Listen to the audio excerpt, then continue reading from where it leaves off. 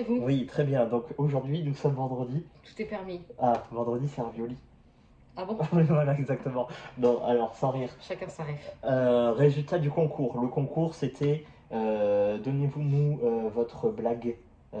pour gagner le 6e meilleur thriller au monde, qui est... Fausse piste de James Cromley.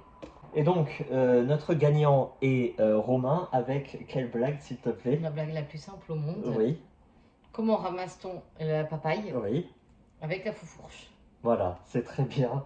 C'est Félicitations. c'est très simple, Oui. c'est très poli, hein, c'est polissé. C'est Ça, pas c'est- raciste, c'est oh, pas homophobe, c'est... ça rentre dans toutes les cases. Donc Ça fait rire. félicitations, on va envoyer tout ça. Voilà. Bref, aujourd'hui, de quoi parlons-nous? On parle de Claudio Fava Oui. avec La vengeance de Teresa. Très bien, le genre, Le genre, c'est un polar. la maison d'édition. Alors, c'est Métaillé. Alors, je sais pas vous, mais moi, je connais pas. Avant de rentrer dans le vif du sujet, qui es-tu, Claudio? Claudio Capello. KPO. Pardon. Claudio, il est né en 1957. C'est un politicien et journaliste italien. Très investi dans la politique de De ce gauche. pays. Voilà, très à gauche. Voilà. Oui. Il a écrit des livres. Mhm. Par contre, il n'y en a que 2 traduits en français à ce jour. Celui-ci, qui est son dernier paru en 2023. Mhm. Et Silencio, Mhm. paru en 2018, qui lui parle du club de rugby italien, je suppose, contre l'Argentine. Oui. Enfin, il y a toute une histoire derrière ça. Et c'est une histoire vraie. Alors, le pitch. On va suivre Teresa, Oui. qui a quitté la Sicile. Pourquoi? Pas mal de raisons. Pauvreté, chômage, pègre, mafia. C'est déjà pas mal. Next, elle est à Milan. Oui. Un rêve, devenir prof. Oui. Malheureusement, il n'y a pas de boulot. Ou alors, Ou alors, elle peut travailler, mais gratuitement. voilà, donc c'est bénévolement. pas franchement intéressant. Ça paye pas trop le loyer, oui. Qu'est-ce qu'elle devient? Oui. Assistante en fin de vie. Mm. Pas joyeux, joyeux. Donc, ça consiste à rencontrer des malades en phase terminale et à les écouter, à parler, à échanger jusqu'à la fin. Jusqu'au jour où... Elle rencontre Oui. un brigadiste. Ah, alors, certains n'auront pas la référence Voilà. historique Qu'est-ce qu'un italienne. brigadiste? Nous t'écoutons. Alors, un brigadiste, c'est le nom des Brigades Rouges, Mm.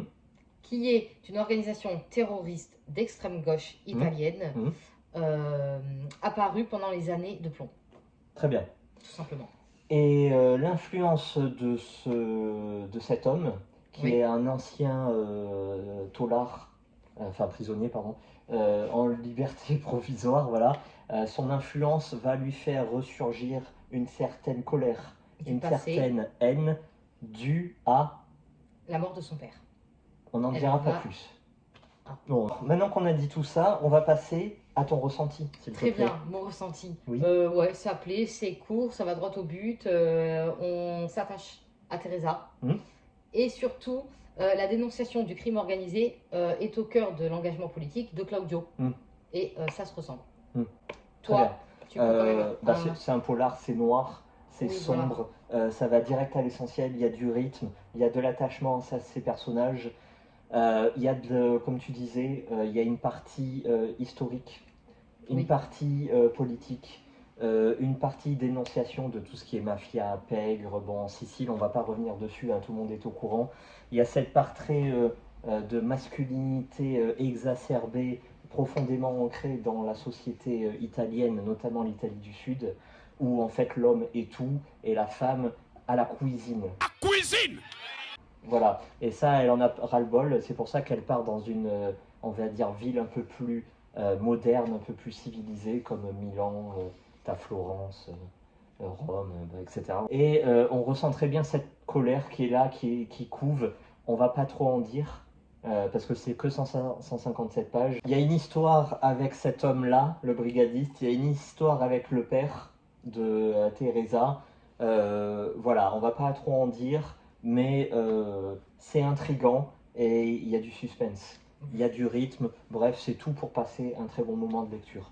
Oui, totalement d'accord avec toi. À savoir que les polars, normalement, on a l'habitude que ce soit bam, des pavés et que ça soit très long Exactement. à poser l'atmosphère et Exactement. l'ambiance. Sauf que là, bah, c'est super court. Donc si vous êtes réticent à ces gros pavés, moi je conseille. Voilà, toujours avec la critique sociale qui va derrière. Oui.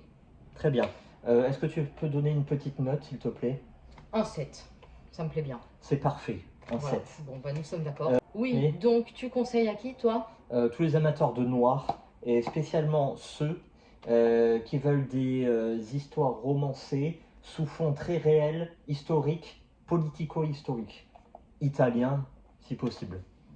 Très intéressant. À savoir que moi, je vous rassure, la politique, c'est pas du tout ma Oui. came, comme on peut dire. Donc, soyez pas négatifs par rapport à ce point. Très bien. Alors, demain, nous ferons le retour de celui-ci. Je l'ai lu.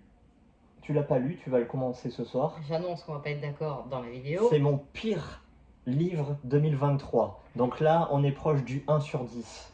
Donc Non, soyez, toujours dans les extrêmes. soyez présents parce Alors, que là, ça va j'explique envoyer. pour ceux qui connaissent et ceux qui Ouais. vont pas forcément aimer. Explique, Ok, c'est une tête de gondole. Katharina Mazetti, c'est celle qui a écrit Le mec de la tombe d'à côté, qui a percé, qui est même adapté à la télé, qui a été adapté. Bah, c'est pas Et une il y a un référence. volume 2 hein, et ce livre, il est génial. L'histoire du mec de la tombe d'à côté. Bref, c'est cette autrice. Oui. Donc, bah, je vais le lire ce Eh soir bah, même. Il y a 120 pages. Allez, bon Ça me fait une courage. Hein. soirée. Allez, on est avec vous. Bon, je vais passer une très bonne soirée. Ouais, allez, à Merci, bientôt. Au revoir.